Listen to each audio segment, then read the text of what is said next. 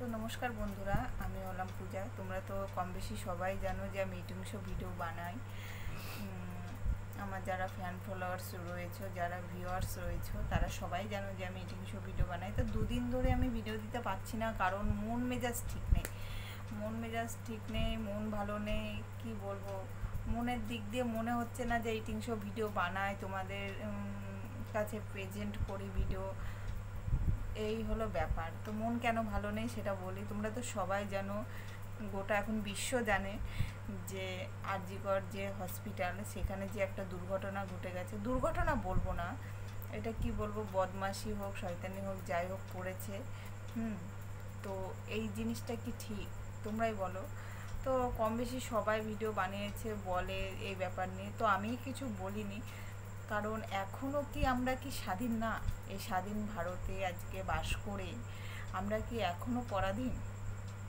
স্বাধীন হয়ে গেছি আমরা কবে? তো আমরা মেয়েরা কেন এখনও সেফ না? আমরা রাত 10টার সময় যদি একটু কাজটা সেরে যদি বাড়ি আসি, কি 11টার সময়, যে কোনো একটা জরুরি কাজও থাকতে পারে, আমরা বাড়ি আসছি কি এখানে যাচ্ছি একটু রাত করে, কেন আমরা ভয়ে ভয়ে যাব? কি এখানে কিছু হবে না তো ওখানে কিছু হবে না, এই জিনিসটা কেন? দুদিন আগে রাখি পূর্ণিমা গেল, রাখি বন্ধন গেল। তো ভাইয়ে বোনে যে যদি মিলমিশ করে এই জিনিসটা থাকা যায়, তাহলে তো এই জিনিসটা আর হয় না। তো আমি ছেলেদের উদ্দেশ্য করেই বলবো যে তোমাদের কি ঘরে মা বোন নেই? এই জিনিসটা কেন আসে?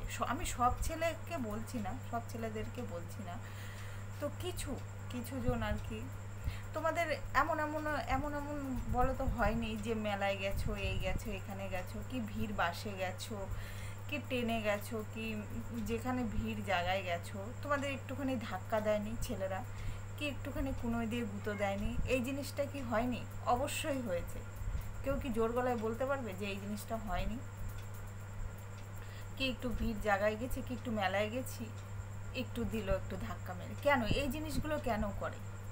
আমি তো বুঝি না। তাদের ঘরেও তো মা বোন রয়েছে। তো আরজিকর কাণ্ডে যে হসপিটালে যে কি বলবো, ওই ডাক্তার আজকে, মানে ডাক্তারের জন্যেই আমরা, তাই তো, ডাক্তার আজকে কিছু শরীর খারাপ এই কিছু হলেই আমরা ডাক্তারের কাছে আগে যাই। মানে ভগবানের পরে যদি কেউ থেকে থাকে সেটা হলো ডাক্তার। তো মানুষের রুচিটা আজকে কত নিচেতে নেমে গেছে দেখো। মানে সে তার ঘরের মধ্যে বিশ্রাম করছে, যাই হোক, ক্লান্ত হয়ে পড়েছে, যাই হোক, তার জন্য কি এই এই ঘটনাটা ঘটাবে? সে আজকে তার বাড়ি থেকে হসপিটালে রয়েছে, ডিউটি করছে। হুম তাহলে কি সে সে হসপিটালে সেফ না? তাহলে আমরা যদি পেশেন্ট যদি হয়ে যায়, কি পেশেন্ট হয়ে কেউ কেউ ধরো ভর্তি হলো, তারাও তো সেফ না, কারণ কাউকে তো এখনকার দিনে বিশ্বাস নেই।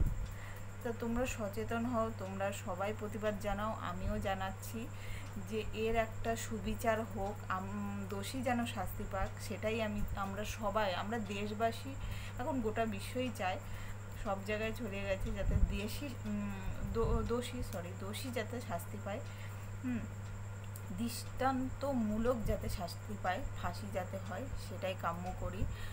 তো যত তাড়াতাড়ি এটার আর কি সাজা ঘোষণা হয় ততই ভালো, যাতে আমরা একটু শান্তি পাই, আমরা মেয়েরা, তাই তো। তো এটুকুই বলার ছিল। তো সবাই ভালো থেকো, সুস্থ থেকো, আর সাবধানে থেকো অবশ্যই। তো আজকের মতো নমস্কার।